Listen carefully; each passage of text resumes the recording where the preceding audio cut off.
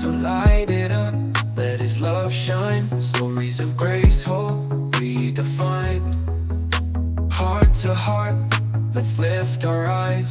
Welcome home to Light It Up Live. In a world that feels so dark, we carry hope, we spark a spark. Faith and love, we come alive. Together here on Light It Up Live. So light it up, let His love shine. Stories of grace, hope redefined. Heart to heart, let's lift our eyes. Welcome home to Light It Up Live.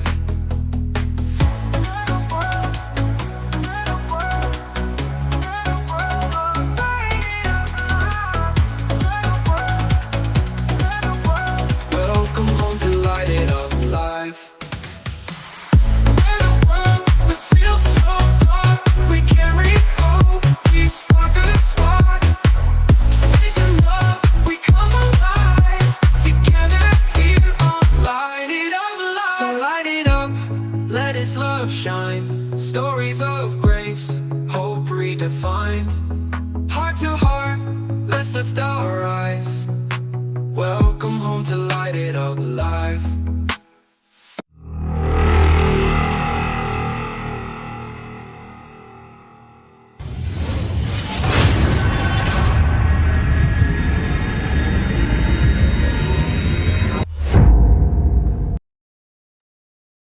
Let His love shine. Stories of grace, hope Audio. You ain't got no audio, brother. Yo, ain't got no audio. Hey, we're back. Hey. Welcome to go. another episode of Light It Up Live, where we're igniting minds and elevating faith. I'm your host tonight. I'm John, but I don't do it alone because I got my boy Josh with me. What's happening, buddy? How you What's doing? How you going on, my man? doing? How Another you day. doing, brother? Good. Another Saturday, right? Yes, sir. Another Saturday, brother. Episode 38, boy. We pushing it. Episode 38. It's closer and closer to 50, and then hitting that 100. You know, I heard something on a podcast. Their 100th episode, pretty popular one. I don't know if this is true or not, but now we got a goal, 100 episodes, because they said only 4% of new episodes make it to 100 episodes. Really? Only 4% of podcasts make it to 100 I mean, it's episodes. dedication. You know what I'm saying? We Come started on, off man. with not many people watching. You know what I'm saying? Still don't have a super large audience, but it's still going. You know what I mean? I think around July 4th, we're probably going to be at the 50th episode, right? And the country's 250 years old, you know. Would you look at that? Look at that. Would you look at it? Doing a 4th of July episode, buddy. Believe it. Before we get going, guys, well, I'd like to explain how we came up with the word with Light It Up Live, and it was pulled out of the Bible. It came from Genesis 1, 3, and 4. And God said, "Let there be light," and there was light. God saw that the light was good, and He separated the light from the darkness. That's what we try to do here on Light It Up Live. We try to bring a little bit of light into a dark world, one episode at a time. Absolutely. You guys don't forget to go to our YouTube channel, man. We got us a YouTube channel. We need your help to grow the show over there on YouTube. Go to YouTube, and in the search bar, put at Light It Up Live, all one word, and hit that subscribe button. It's free, Josh. It's free, man. It's absolutely I can dig it, man. I like free. Me too, You know what I'm man. It's saying? free. What are y'all doing? Subscribe. Subscribe. You can give me anything for free except stress, I guess. I don't like I free get that stress. free anyways, brother. Yeah, you know what I mean? Stub a toe, stress. That was free, Yeah. though. Yeah, always. Yeah, That's what your toe looks like is a Frito as soon as you're done. Mr. Stub it. Jody Matthews in the house over on Facebook. How we doing, Mr. Jody Matthews? We love you, my brother. What's up, buddy? How you doing? We're at episode 38 today, my brother. We got a special guest today, again right? tonight. Yeah, it's Okay. Miss Diane Perez is going to be joining us here in a little bit, All right. and it's going to be wonderful, man. She is a domestic violence survivor. Yeah. And she is the CEO and founder of I Am God's Princess Healing and Transformative Life Coaching. That's a mouthful. And God's Princess Life Coaching LLC. And that's where she's helping women get out of domestic violence and stay out of domestic violence. And I'm all about that. She's a wonderful and powerful woman of God. And she's going to come on here shortly and share her story. She's in the green room right now. I hope she's okay because I'm looking over there in the green room, and then the screen is black. So if you can hear me, Miss Perez, I hope you're ready here in a little bit because your screen is black. But you got us a spotlight today, my brother. I do got a spotlight. You know what I mean? Yeah. That makes me happy. A little quick spotlight. Yeah, man. Hi. Okay. You know what time it is. Hey. It's time for Josh's spotlight. Remix. It's always been a remix. It's the remix. It's the remix. It's the remix. Hi, Miss Bacon. Hi, Miss Bacon. Welcome to the show. Good to see you. Good to see you. Remix. Yes, what you got for Josh's spotlight today, my brother? Well, my spotlight today is about time and patience, right? And it's inspired by our friend Junior. You know what I'm saying? Our coworker Junior. All right. The other day, you know, heck yeah, he's one of my favorites. But we was building things the other day, and he goes, "Hey, man, doesn't it feel weird to you that it's time going by like too fast?" And I was like, "Yeah, right. It does. It does." I was like, "Cause think about when does it feel like something was forever ago? Think about a moment in your life that was forever ago. You really can't. I mean, nothing feels like it was forever ago. So time's always been moving fast. I can think of a couple. yeah, but I mean, but it truly feels like yesterday because the memory is so fresh. Still, it's right there, so it's not forever ago. Yeah. And I told him, you know what I think it is too. I think that today we live. You know what I'm saying? One, we don't have patience. A lot of us don't. You know what I mean? Because we live in a fast forward society. Everything's served to us quick. Fast food, fast internet, faster cars, fast everything. You know what I'm saying? Yeah. Quick money. Yeah. And the problem with it is because we're in this fast forward motion and we have less patience, it just, our time goes by way faster than we think. And one of the biggest things, like social media, we love it. You know what I'm saying? Because look, we get to do what we're doing now. Yeah. But it is one of the biggest culprits because, you know, you and me both on our day off, you'll sit out there, you'll look at reels and you'll be flipping through these things. Lost, man. 2 hours go by your life and you didn't see nothing but a couple car chases and nothing important. You know what I mean? Like nothing you really care about. You know what I mean? But you couldn't stop watching. And yes, there's a quarter of your day off gone. Yeah, right. So when that day's gone, you're like, wow, what happened yesterday? The internet happened yesterday. Okay, that is it. Our communication. Boy, the internet has changed everything, bro. It really has. It's one of the things you wish you can uninvent. You know what I mean? And in a lot of ways, it's great, but in others, it's not. Like I could sit and talk to my lady for like 45 minutes, and it feels like a long time. And we look back like, wow, that wasn't nothing. Yeah, but if I'm flipping through reels with her, it's dinner time. Like, whoa, I just woke up. You know? Yeah. So my spotlight is, you know, try to slow down a little bit. Hey, man, you know, maybe put the phone down a little bit. Human connection, you know, instead of on a screen. Go well, see like, somebody. you know, saying I love my people, and yesterday was coming back from work, and I look over and they're both on their phone, all the way to the job, all the way back. They're on their phone, and it's like, I don't know. We got to unplug a little bit, just a little bit. You know what I mean? That's why audio podcasting is so good because it's different. You still can interact with your life, and hear what's going on. You know what I mean? But yeah, like I said, that's what's on my heart, man. Slow down. Well, that's great, man. That's great where you pulled it from too. You heard him say that, and you're like, Yeah, because I know he's thinking about it. He's just as guilty as the rest of us. You know what I'm Absolutely. saying? He likes his fighting videos and everything. You know, the MMA or whatever, and you'll find yourself watching like 20 bouts, and you got to go to work. Now I got to go to work. Where did my day go? Where did my day go? Yeah. Winnebago. All right. But that's my spotlight, buddy. Yeah. Josh, I'm thirsty. You got you some W over there? I'm thirsty. You know me. I'm old. I got that. I got the coffee. Cup. It is a beautiful cup. That's a beautiful cup. But you know what, you guys? You should check out Dubby. You should check out Dubby and go to dubby.gg. And when you go there, when you're checking out and the discount code, put @LightItUpLive. And you're getting 10% off on us, Josh. 10%? We're hooking them up, brother. We're getting them 10% off on some W, and it's delicious, man. It's got clean, smooth energy, no sugar added, unique flavors. It sharpens your mental focus, and it's got focus ingredients in it, Josh, like coffee fruit extracts, plus vitamins and amino acids. It's absolutely wonderful. I've got the push and punch right here in my cup, Josh. You still doing the push and punch? I'm still doing the Keep push and it punch. pushing. So you guys check out Dubby. Yeah. My mom hit me up. She's like, "Should I get some of that?" I was like, "It's sugar free." She goes, "All right." You know what I mean? She's all about the sugar free. That's right. Me too. I love sugar free too. Yeah. Hi, Rhonda. Welcome to the show. Thanks for watching. All right. So yeah, it's episode 38, my brother. My cousin over there on Facebook saying hello. That's either my cousin Jay or Rhonda, one of the two.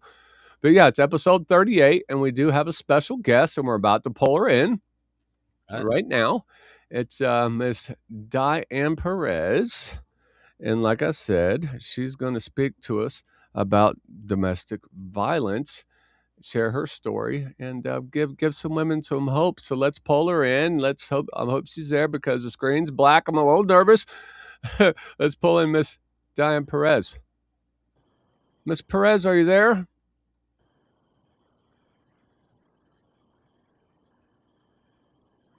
Nope, we can't hear you. You might have your mic muted. See if you got that muted and your screen is off. We'll give her a little bit of time here. I'm sure she will work out the kinks. And this is going to be a good story, though. And so because I mean, her story is needed. You know what I mean? Like, too many women in this country today are being abused by people for no reason. Yeah, absolutely. So I'm gonna send out some invites. Perez? There we go.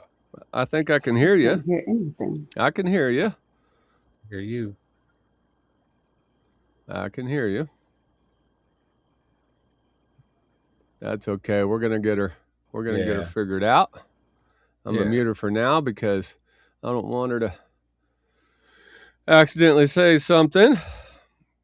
Right, like trying to get this thing to work. You know what I'm saying? A little beepity beep. Let me text her, and that's fine. I mean, we could. You know what I'm saying? Moving on to domestic violence. You know what I'm saying? Yeah. All right.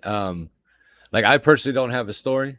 You know what I mean? Like I've never been, a victim of domestic violence, but I've seen it. I've seen it my whole life. You know what I mean? Like my mom was a victim of it. You know, my stepmom was a victim of it. And to me personally, I don't think there's anything worse you can do to a woman or in a relationship to allow yourself to get it so angry. You know what I'm saying? And I mean, don't get me wrong. I mean, I know women can make you angry, but But there's no excuse to put your hand on something. When we don't protect women because they're weak, it's just, I don't know, it's uncalled for. Absolutely, yeah. And so I love my mama, and I got a daughter. You know what I mean? And if I tell you what, if I ever got that phone call about my daughter, I can imagine we're gonna have a problem. You're gonna have some plane tickets. It is unacceptable. You know what I mean? And like I heard you say something, on pre-show to Miss Perez before the show, and it's not just physical, man. I would you said, the definitely verbal, mental, the verbal, that verbal, man. Wow, did you nail it on that? Because that is so true. I think Miss Perez has got it fixed. Let's do the one more introduction, you guys. Let's welcome Miss Diane Perez. There we go. All right. That's the beauty of a live podcast, Miss Perez. I'm like, what happened? That's okay. It's okay. I knew we would work it out. It's it happens. So how are you, Miss Perez? How was your day? I'm excited that you're on because this needs to be talked about, and I want to thank you for being brave enough to come on here and talk about it. Thank you for having me. I am great. I'm great. As long as I'm doing things for the Lord, I am great. Let's go. Now I know your story. It's one of survival. It's one of faith. It's one of transformation. But before all that, who was Diane Perez at her core? That's a good question. So growing up, I was very not talkative. I was very of course, during my teenage years, I was one of those children that, everybody would describe as having an attitude. And growing up, I was like, why do they always say that about me? Like, especially my mom and my sister. And I was like, why do they say that? And growing up, I realized it wasn't that I had an attitude. It was that I was trying to be heard. Like I wanted to be heard. Like I didn't feel like I was that person that everybody kind of listened to. And so growing up, I was very misunderstood. I didn't understand a lot of things that had happened. But growing up and now understanding that God has a plan for everything. So I went from the one that was misunderstood to people telling me their testimonies, telling me their life story. And it was one of those things where I was like 14, 15, and people were telling me, 13, 14, 15. I'm like, why are people telling me everything, that they got going on in their lives? It's like, God, what do you want me to do? Yeah. And getting baptized at 13, I really understood, but wasn't quite there yet. Because I think that people think that when you walk with God, like you have it all figured out, but it's definitely a transformation. And so growing up, God was really just on my side. He just always had my back. And Amen. you know, come fast forward to my senior year, I ended up pregnant my senior year with my son. And that's really where the abuse started, was my senior year, due to something that I had no idea, that this man was a little bit older than me. And when I say a little bit, I mean 10 years. And I was like, I have to do what I have to do. And I was like, I felt very ashamed because I was very into my church and I was singing solos and I was on the worship team. I worked in the daycare and I was doing all of this. And I felt like, oh my gosh, this is the end. Like I did something so bad. Like I just know God is just going to throw me away. But it was actually opposite. God didn't throw me away. He actually walked me through and really helped me understand who I was, because I was very broken as Mm. a teenager. The brokenness started as a kid, but I didn't know that's what it was. And so fast forward to really understanding who God was, I really, I love how he just took this broken teenager, how he took this, you know, unwed mother, and then just did a transformation in her. And then he was just showing me who I was. He was showing me little by little. All I wanted to do was sing and dance. That's what I thought I was going to do for God Yeah. for the rest of my life. But it seasons, and it came in ebbs and flows with everything. He's like, you have a gifting over here, and you have a gifting over here. And I'm like, what are we doing here? And Yeah. so God just showed me who I was during one of the times that I felt like I was going to be so ashamed to Mm. be in society, because you did come from an era where they kind of shunned unwed mothers. So Wow. that's what Now, me. I know you said Yeah. that you spent 12 years in domestic violence situations. What kept you there longer than expected? What kept you in that situation? So when it comes to, you do the math between my senior year and then I was married for 7 years, and that was where the domestic violence spanned from. It was really get rid of this situation and then walk right into another situation that I had no idea this is what I was walking into. I had no idea Mm. that this this is how it was going. But at the end of the day, God knew, I have to teach her because she doesn't know. And so many times we think that it's love. And so I thought it was love until I'm sitting in the emergency room with a short concussion from my son's father, and then get out of one situation, date around a little bit, and then end up marrying, this man within a span of 3 months, and going through 7 years of domestic violence. And so looking back, I think about all of the warning signs that God gave me, but I didn't know I was in love. I thought it was love. I thought, oh, this too shall pass. This is going, this is going to get better, but it actually didn't get better. It actually got worse. Mm. Yeah, because you're like, I couldn't have possibly made the same mistake twice. Like, I know the red Oh, flags, I know what's going on, but this guy, he's just romancing me. You know what I mean? Yeah, it happens. It happens yeah, by accident. yeah, absolutely. You go from being a teenager, and like I said, I was only 19 when I got married, and it was one of those things where when you're in love, you think that this person loves you as much as you love them, but sometimes that's not the case. Sometimes you have to see the red flags, and there were definitely warning signs. There were definitely things that God showed me. He told me to leave my son's father alone in a dream, and I kind of wanted to do my own thing. And then before I got married, I didn't consult God and ask him if I could marry this man. I just went right into it, and that's, the abuse wasn't the 3 months while we were dating, we were engaged. No, it started when we got married. Yeah. Now, what And did you notice? What was the red flag really? Like, the first one you saw to where you was like, wait a minute, he said, what did he just say to me? Or what did he just do? so the first situation with my son's father, I noticed that he was different when he started to drink. So he would drink. Yep. And when he would drink, he got very abusive and he got very territorial. Yep. And it was to the point where my mom would call him the green-eyed monster, because it was just the way he would just switch. He would switch. It was like he was so sweet and so loving, but then he started to drink and it was a totally different personality. And I was just like, oh my gosh, but this can get better. This can get better. And it wasn't till I noticed at a friend's barbecue that we went to, and he was like, hey, come sit over here by me. And I didn't sit over there by him. And then he was like yelling at that point. And I was like, what the heck? And I was like, okay. So I just went and sat by him. And then he took me in the bathroom and kind of like choked me out. And I was like, okay, what is this? What are we doing here? And so I walked out of the bathroom like it was nothing, trying to get myself together, because I'm like, what just happened? What are we doing?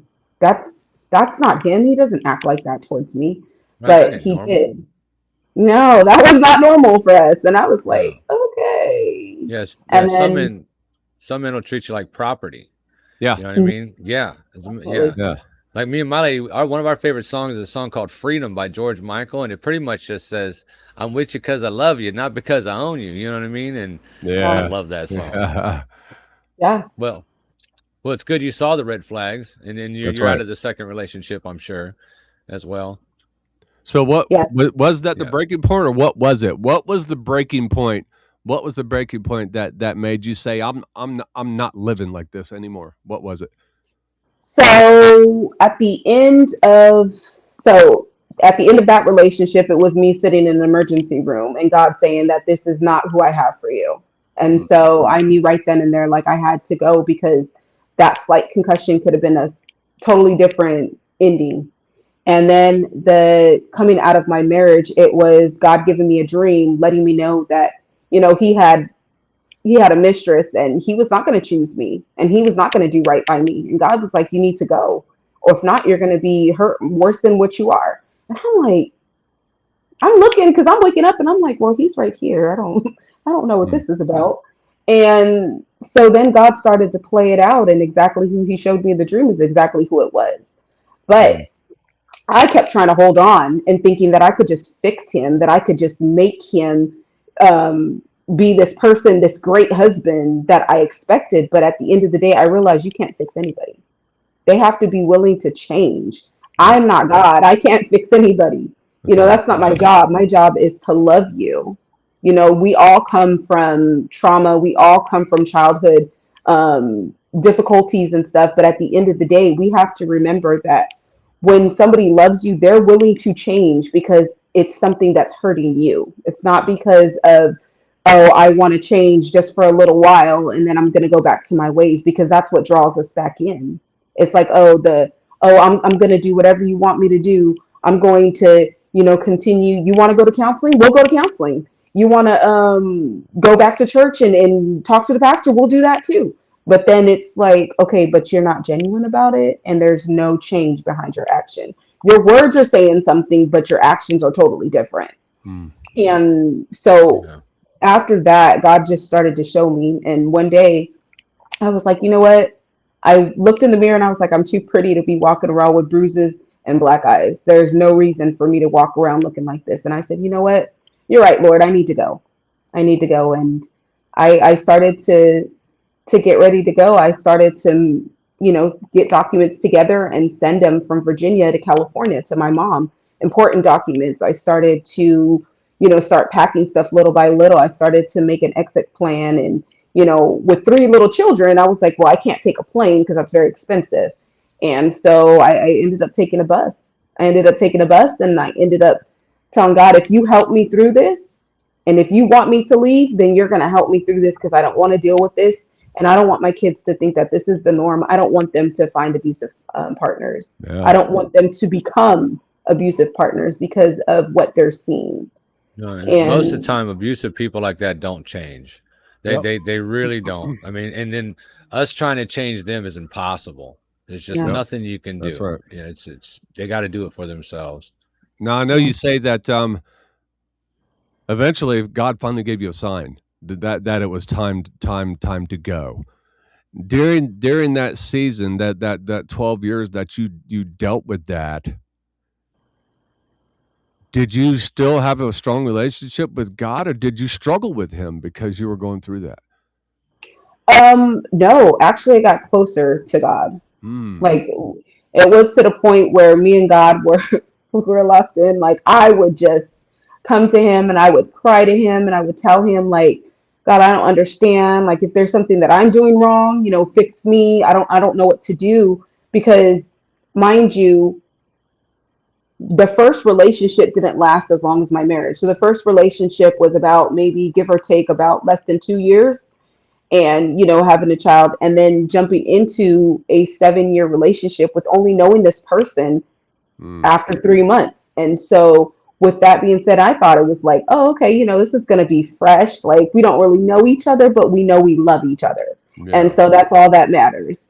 And so with that, no, it wasn't. It was like, oh, okay, this didn't happen. And then it was like, hey, you're doing this. This is what you're doing, and I want you to stop. And it's like, I'm not doing that. You're just making that up in your head. I never did that to you. And so then you're starting to think, like,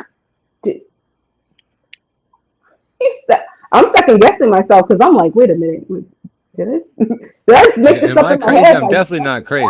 Yeah. I'm like, what is going on? And so I started to understand. And then it was the love bombing after situations. It was the, hey, you know what? Okay, I made a mistake. It's not the way that you say that I made it, but I'm sorry. Here you go. I'm going to do this for you. I'm going to take you to get your hair done. I'm going to take you to get your nails done.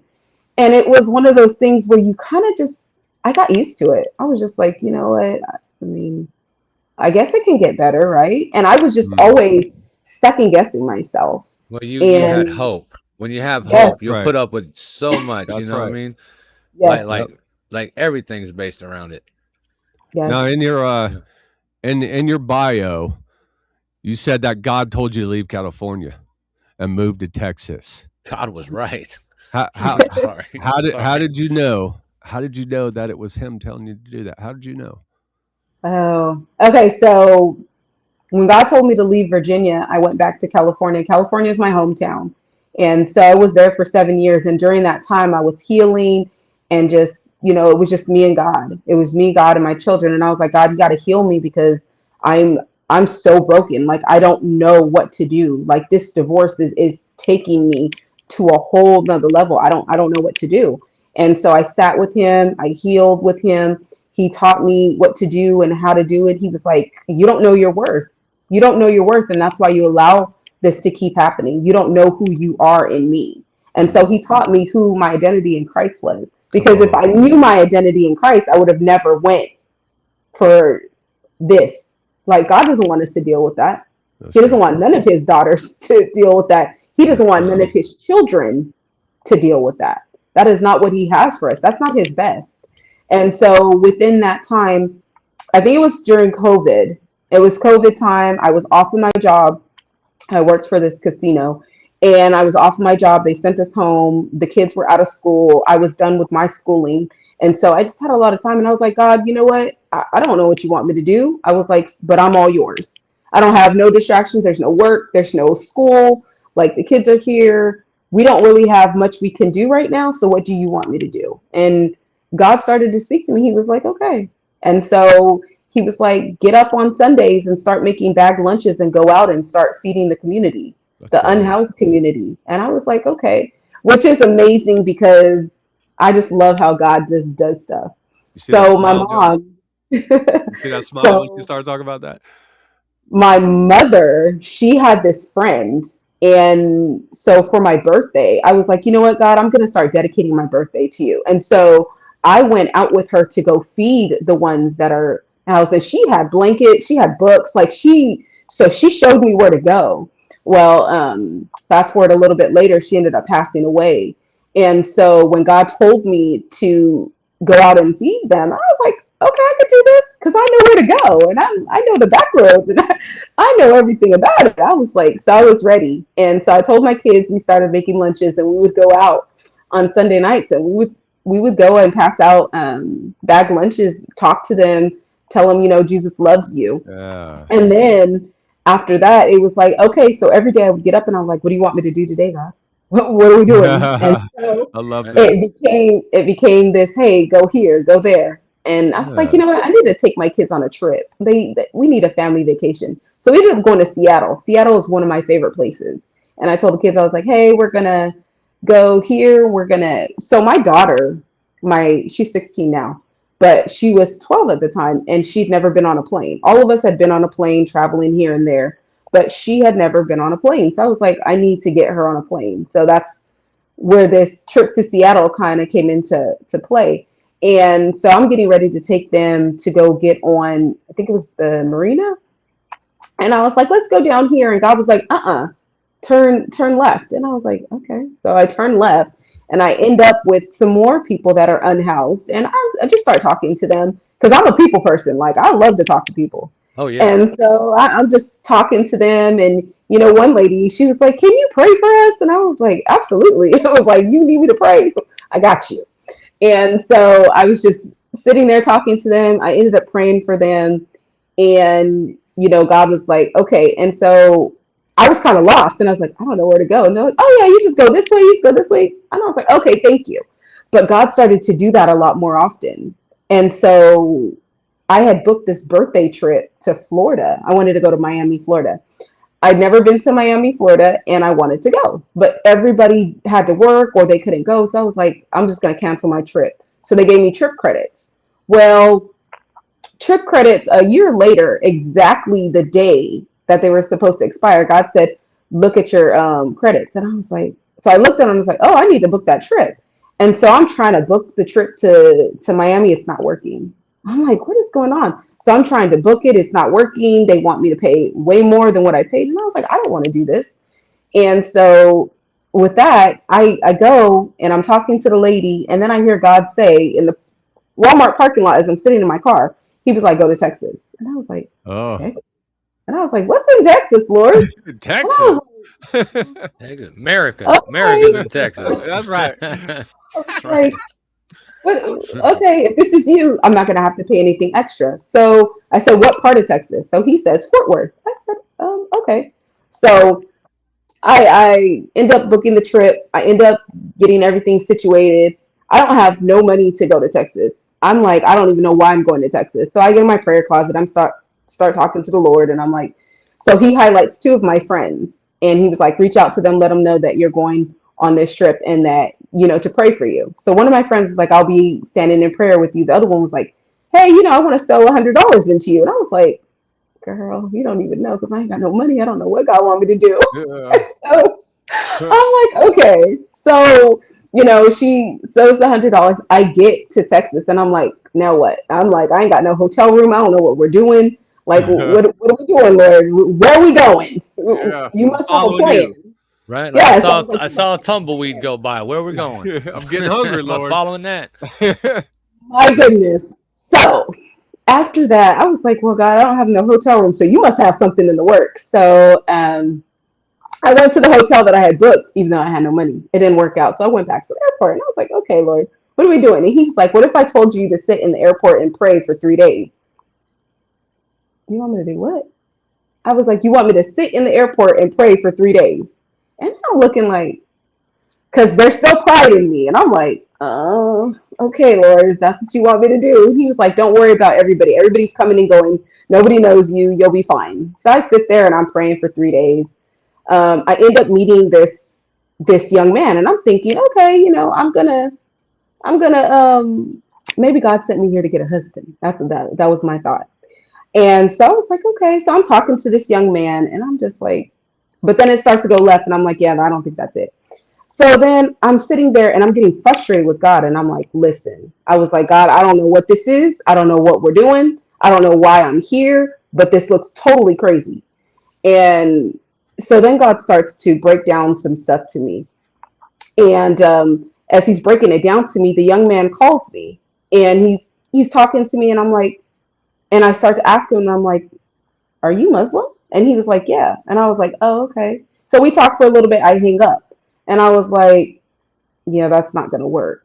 So then I'm sitting there and I'm telling God, I was like, you know what? I'm done. Like, I don't want to do this anymore. I don't want to sit here because I look crazy. This is so crazy. I don't know what to do. So then, as I'm sitting there and I'm talking to God, I was like, I'm going to go home. So I go to the ticket counter and I was like, if you'll let me go home, I will get the ticket and I won't have to pay anything. So I go to the ticket counter and the lady's like, oh, you're good. I'll just switch the date. She was like, no problem. And I was like, well, how much do I owe? She was like, oh, you don't owe anything. And I was like, okay. And I was like, okay, God, you're letting me go home. So I sit there waiting for the plane. The next day, I fall asleep. The next day, I wake up because it's like 12-ish, 1 o'clock. My plane comes at like 8. And so I'm sitting there. And so I wake up, it's like maybe 5 or 6. And I'm getting ready to, get situated to board the plane. And God says, look at your account. I said, look at my account. So I look at my account. There's $1,200 in there. I'm like, what?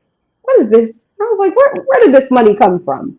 I don't know. So then I'm talking to a friend of mine and I'm telling her about everything that God is putting me through. And she was like, oh, wow. And I was like, so I start telling her about this young man that I met. And she was like, oh my gosh, this is the same one that sold the $100. And she's like, oh my gosh. She was like, you did that. She was like, God has been telling me to leave this man because we are, where we're at spiritually does not align. She was like, and you went through that. She was like, that was so for me. And I was like, really? And she was like, yes. And I was like, oh my goodness. And so I'm talking to God, and he was like, see, I sent you here on a mission. He was like, and you got frustrated and you didn't want to, do anything. You got really frustrated. But the whole time I'm telling you for a reason, because there is work to be done. And he was like, now I wanted you to stay till Friday. It's Wednesday. And you would have had enough to enjoy like a birthday trip, but you got frustrated. He was like, go to LA, go, because he knows I love to get my hair and my nails done. He was like, go have a you day. He was like, just go and relax. And I'm like, okay. So I get on, I still didn't listen, pick my kids up. They're fighting. My girls are fighting in the back seat. And I'm just like, oh my gosh. But then I get back in my prayer closet and I'm like, Lord, I am so sorry. I repent for not listening to you and for being disobedient. And I was like, I'm so sorry. And he said, okay, now you're moving to Texas. And I was like, I mean, okay. they call the greatest of Texas sometimes. You know what I mean? That's Like, right. it's a beautiful place. I've been there quite often. You know. Now let's talk about. There's a Yeah. few things I wanna ask you about because now what Miss Perez does now is you are the founder and CEO of I Am God's Princess Healing and Transformative Life, and also, what's it called? Princess Life Coaching LLC. Right, helping them. Tell us about that. What's the first step woman should take if she feels trapped but doesn't know how to leave? First, consult the Lord. Consult the Lord. Amen. If you're not a believer, I would say you can still consult the Lord. You may not know him, but Right. he knows you. So cry out to him. But also, I would go to the police department and I would put a statement. Right. You have to put a statement so that there's paperwork that's following you. So that way, when things come out, they'll know that you took the initiative to say, hey, I don't want to deal with this anymore. This is what I've been dealing with. Um, and just let them know it doesn't matter if it's been a couple of days, a couple of weeks, or like you're like me and we were dealing with for years. Go and make a Absolutely. statement and make Yeah. sure that they have it on file just in case, God forbid, anything happens to you, they'll know where to look. Now, Yeah. Having Princess something on record is good. Yeah. Yes. Yes. God's Princess Life Coaching. Tell us about that. What if they go to godprincesslifecoaching.godaddysites.com, what are they going to find there? They're going to find that's my website. You can go, and if you want to book a consultation with me, if you just need some encouragement, there's some encouraging things on there. If you don't know where to go, I do not charge for consultation. Consultations are free. So just to know if we're good to work with each other, because there may be some things that you don't like about the way I do stuff, or maybe God is telling me that I'm not the person for you to work with you. So when you go to the website, you definitely can look and see, is this something that, it might be a good fit for you. You do not have to be a believer to work with me. I am Christian Amen. based, but I do not discriminate to just believers right. only. It's all women. Yeah. Amen. Now I got a segment that I call My Final Thoughts. And I write it about your bio and talking to you. We've talked on the phone a couple of times, but before I get to my final thoughts and we close the show out, I got one final question for you before I do my final thoughts. If a woman is watching right now, right this second, and feels stuck, what would you say directly to her? If you're feeling stuck, I would tell you that you're not alone. I've been right where you're at. I've been exactly in the seat that you're wondering if it's time to leave, wondering if it's going to get better. And I'm telling you, it's time to leave. It's time to exit. It's time for you to go, because God is giving you those warning signs to let you know this is it. You have come to the end of this relationship, this marriage, whatever it is. Abuse has to do with the person and their inner demons. It has nothing to do with you. So it's your time to find out who you are. And if you don't do it for anybody, do it for your children. And if you don't have children, do it for yourself. Do it for the future children that God wants to bless you with, but only when you get ready to go. Amen. Yeah. Wonderful story, Ms. Perez. Thank you so much for joining us. Yes. We're going to have you stick around for my final thoughts, but thank you so much. You got anything else you want to ask her, Josh, before I do my final thoughts? Buddy? No other questions, but I'm glad you pushed through. I'm glad you found Jesus. All men ain't terrible men like that. I promise you. You know what I'm saying? That's right. Yeah. So thanks for being on the show, and thanks for the story. Appreciate you. Thank you guys. I appreciate your time. Good. So this is my final thoughts. Tonight, you didn't just hear a story. You witnessed what survival looks like. You witnessed what faith looks like. And you witnessed what happens when someone refuses to give up on themselves. Even when life tried to break them, Diane's story isn't just about pain. It's about purpose. Because there are people watching right now, smiling on the outside, but silently breaking on the inside. You feel stuck. You feel afraid. You feel like if you take one step, everything might fall apart. But let me tell you something tonight.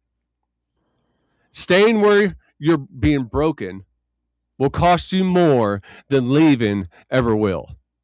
You were not created to live in fear. You were not created to be controlled. You were not created to feel worthless. You were created with purpose. You were created with value. And you were created by God, who sees you even in the darkest place. And maybe you're thinking, I've stayed too long. I've made too many mistakes. It's too late for me. No, it's not. If God could take 12 years of pain and turn it into a calling, he could take your situation and turn it into your breakthrough. But it starts with one decision. One moment where you say, enough is enough. Not tomorrow, not someday, but now. Because your story doesn't end in what you've been through. It begins in the moment you decide to rise out of it.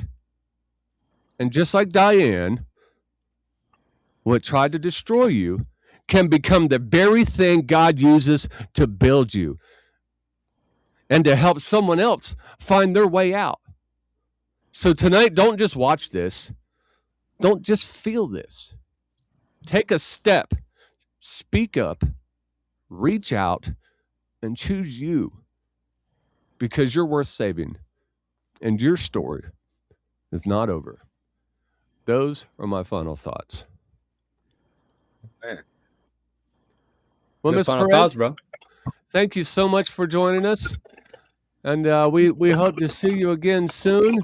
You guys don't forget to go to God's Princess Life Coaching.GoDaddySites.com and check out God's Princess Life Coaching. God bless you, Ms. Perez, and we will see you again soon. Thank you so much for coming on with us, okay? Yes, ma'am. Thank you. All right. Thank God you. bless you. Great guest. What a Great great guest, guest, man. right? You'd be great getting all the best Good guests, stuff, man. We get the best. We might be a We little get the biased, best. Yeah. but we little may be a little. best.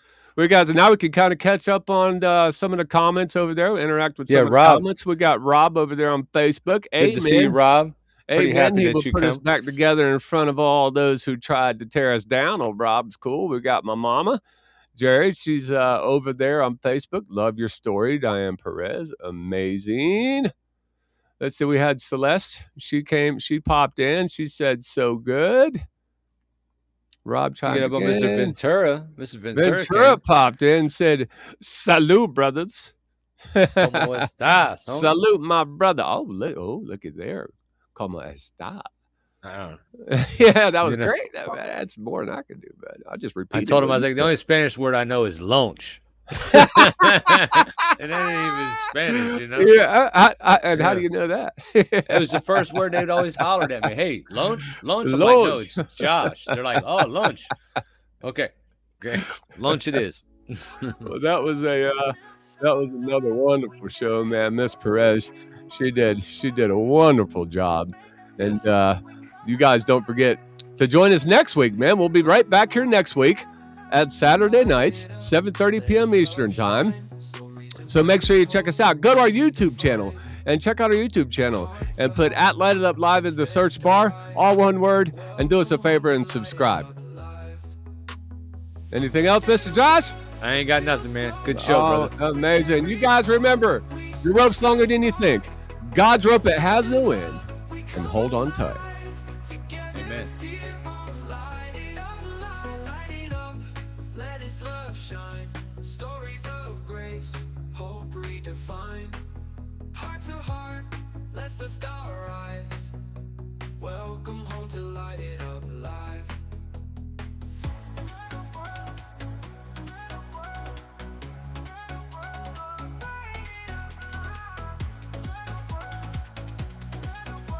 Welcome home to Light It Up Live.